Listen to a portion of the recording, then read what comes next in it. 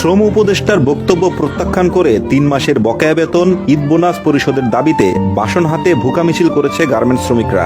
আজ শুক্রবার বিকেল 4টায় এই মিছিলটি করেন শ্রম ভবনের সামনে অবস্থানরত পোশাক শ্রমিকরা।